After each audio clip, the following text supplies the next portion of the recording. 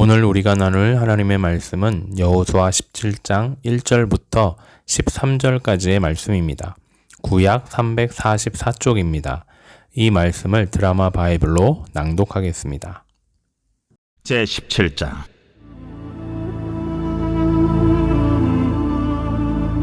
므낫세 지파를 위하여 제비 뽑은 것은 이러하니라. 므낫세는 요셉의 장자였고 므낫세의 장자 마기는 길르앗의 아버지라. 그는 용사였기 때문에 길르앗과 바산을 받았으므로 므낫세의 남은 자손을 위하여 그들의 가족대로 제비를 뽑았는데, 그들은 곧 아비에셀의 자손과 헬렉의 자손과 아스리엘의 자손과 세겜의 자손과 헤벨의 자손과 스미다의 자손이니, 그들의 가족대로 요셉의 아들 므낫세의 남자 자손들이며, 헤벨의 아들 길르앗의 손자 마길의 증손 므낫세의 현손 슬로브핫은 아들이 없고 딸뿐이요 그 딸들의 이름은 말라와 노아와 호글라와 밀가와 디르사라. 그들이 제사장 엘르아살과 눈의 아들 여호수아와 지도자들 앞에 나와서 말하기를, 여호와께서 모세에게 명령하사 우리 형제 중에서 우리에게 기업을 주라 하셨다 하매 여호와의 명령을 따라 그들에게 그들의 아버지 형제들 중에서 기업을 주므로 요단 동쪽 길르앗과 바산 외에 므낫세에게 10분깃이 돌아갔으니, 므낫세의 여자 자손들이 그의 남자 자손들 중에서 기업을 받은 까닭이었으며, 길르앗 땅은 므낫세의 남은 자손들에게 속하였더라.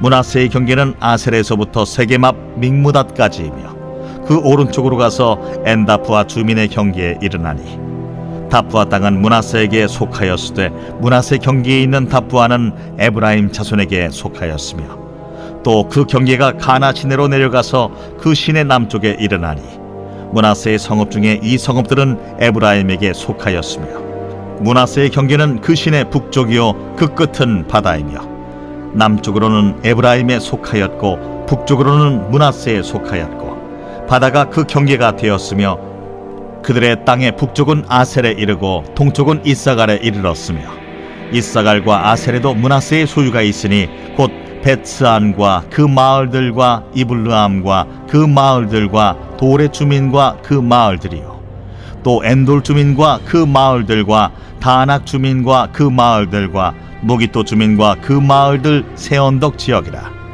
그러나 므낫세 자손이 그 성읍들의 주민을 쫓아내지 못하며 가나안 족속이 결심하고 그 땅에 거주하였더니 이스라엘 자손이 강성한 후에야 가나안 족속에게 노역을 시켰고 다 쫓아내지 아니하였더라. 샬롬.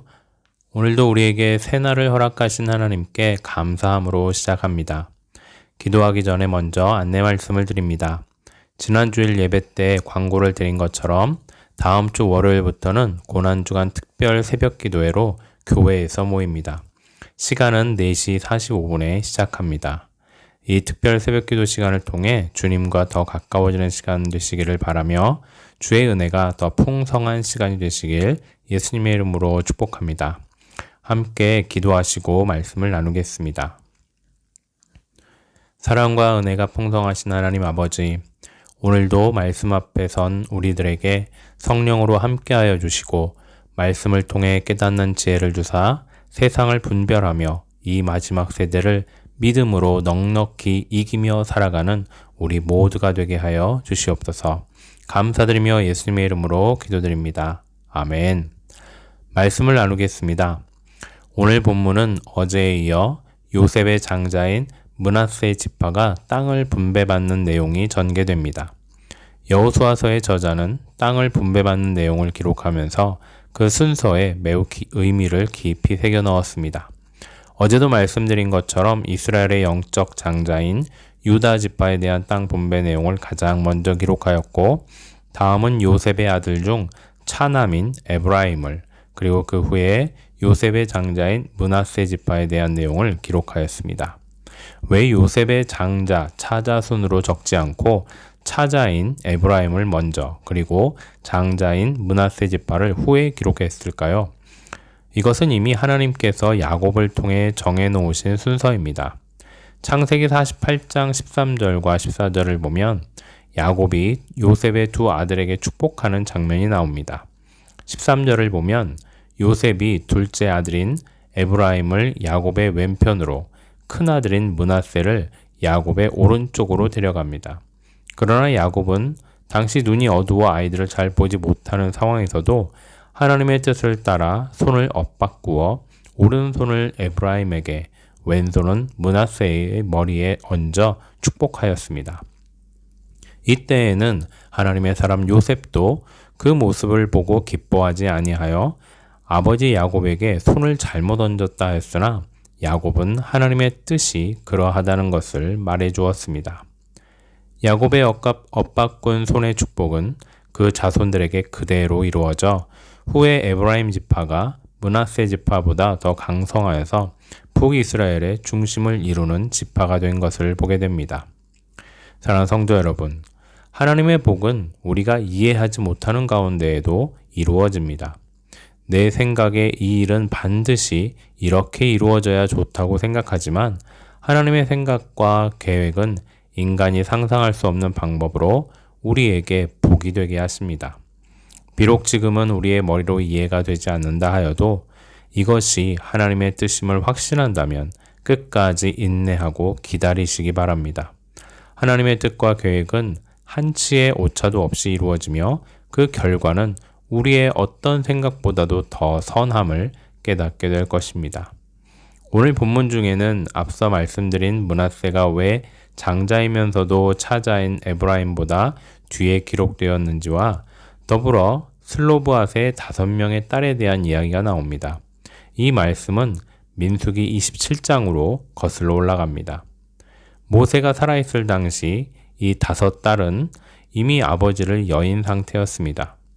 당시 이스라엘의 문화는 아들이 아버지의 이름과 기업을 이어받는 것이 정석이었는데, 딸들이 보기에 자신들 중에 아들이 없어 더 이상 아버지의 이름으로 기업을 이어갈 수가 없음을 통탄히 여겨 모세와 제사장 엘르아살과 백성의 다른 지도자들과 모든 사람 앞에 이 억울함을 이야기했습니다. 자신들이 비록 딸이지만 아버지의 이름과 기업을 이어갈 수 있도록 자신들도 기업을 받게 해달라고 한 것입니다. 이때 모세는 여호와 하나님께 물었고 하나님은 그들에게 그 기업을 허락하셨던 것입니다. 이제 실제로 므낫세 지파의 땅을 분배하는 타이밍입니다. 슬로브앗의 5딸은 여호수아와 제사장 엘르아살에게 나아가 모세가 약속한 것을 이행해 달라고 요구합니다. 여호수아는 이에 약속한 대로 그들에게 기업을 주었습니다. 만약에 슬로브앗에게 아들이 한 명이라도 있었으면 기록되지 않았을 말씀입니다. 왜냐하면 그 아들이 아버지의 이름과 기업을 이어갔을 테니까요. 그러나 이런 보통이 아닌 일이 하나님 안에서도 꼭 일어납니다. 우리의 교회 공동체 혹은 우리 개개인의 삶 속에서도 이런 일들이 충분히 일어날 수 있습니다. 이럴 때 우리는 하나님, 왜 슬로브앗에게는 아들을 주지 않으셨습니까? 라고 질문하는 것이 아니라 아들이 없을 때는 어떻게 하는 것이 옳은 것이겠습니까? 라고 묻는 것입니다. 이 부분을 많은 목사님들이 교회 안에서 여성들과 남성들이 동등한 대우와 권리를 누리는 내용으로 설교를 하십니다. 그러나 오늘 저는 여러분에게 한 걸음 더 나아가 교회 안에서 상식적인 상황이 아닌 특수한 상황에서 닥친 문제를 어떻게 해결해야 할 것인가도 고민해야 한다고 말씀드리고 싶습니다. 첫째는 5명의 딸이 모세와 약속했던 확실한 증거를 가지고 하나님께 나아갔듯이 우리도 하나님의 약속의 말씀을 먼저 찾고 확신함으로 해결해야 할 것이고, 둘째는 확실한 하나님의 약속이라면 곧바로 그 말씀에 순종해야 한다는 것입니다. 그것이 맞는지 아닌지 이리 재고 저리 재고 판단하는 것이 아니라 곧바로 순종해야 한다는 것입니다.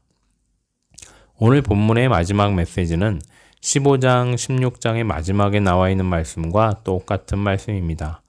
같은 내용이 계속 반복된다는 것은 강조하는 것이고 우리가 유념하여 보아야 할 말씀입니다. 바로 이 므낫세 지파도 자신들의 땅에서 가나안 족속을 완전히 내쫓지 못했다는 것입니다. 이것은 어제 나눈 말씀과 동일한 말씀입니다. 각종 우상과 제물로 더러워진 땅을 거룩한 백성들이 들어와 거룩하게 만드는 것이 하나님의 뜻인데 결국 므낫세 지파도 그 땅에서 거룩을 이루지 못하였습니다. 이것은 곧 여호수아 시대 이후에 펼쳐질 이스라엘 백성들의 삶이 어떻게 되어갈 것인지를 미리 암시하고 있습니다. 사랑하는 성도 여러분, 우리 안에 죄는 티끌만큼이라도 있으면 안 되겠습니다. 그러나 어떻게 그럴 수 있겠습니까? 방법은 딱 하나, 예수 그리스도의 보혈을 의지하는 것뿐입니다. 우리의 매 순간순간의 삶이 예수님의 보혈을 의지하는 삶 되시기를 예수님의 이름으로 축복합니다. 아멘. 함께 기도하시겠습니다. 우리를 위해 십자가에서 모든 피를 흘리신 주님, 다음 주는 우리가 예수님의 그 십자가를 생각하며 고난주간으로 지내려 합니다. 매 순간 그리스도의 보혈을 의지함으로 우리 안에 모든 죄를 씻어버리고 더 이상 죄의 씨앗이라도 우리 안에 들여놓지 않게 도와주시옵소서. 오직 주님만 의지합니다. 감사하며 예수님의 이름으로 기도드립니다. 아멘. 계속해서 찬양곡 묵상하신 후에 합심 기도와 개인 기도로 나아가겠습니다.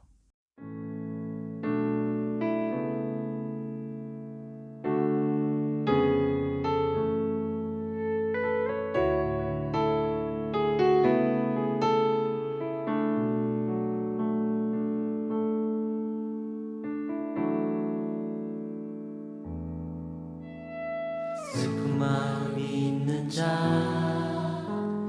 몸과 영혼 병든 자, 누구든지 부르시오. 예수 이름 부르시오.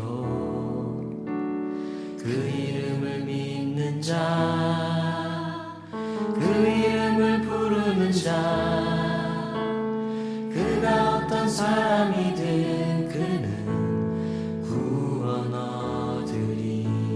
다시 한번. 슬픈 마음 있는 자, 슬픈 마음이 있는 자,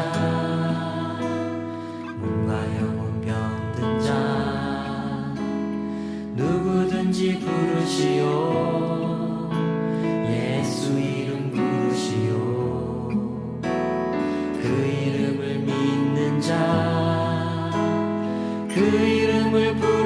자 그가 어떤 사람이든 그는 구원 얻으리.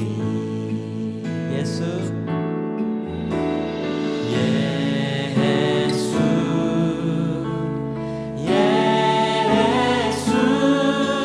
온 능력의 그 이름 예수 나 외쳐 부르네. 예수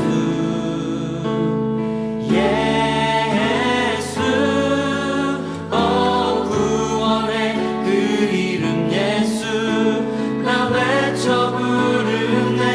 예수 그리스도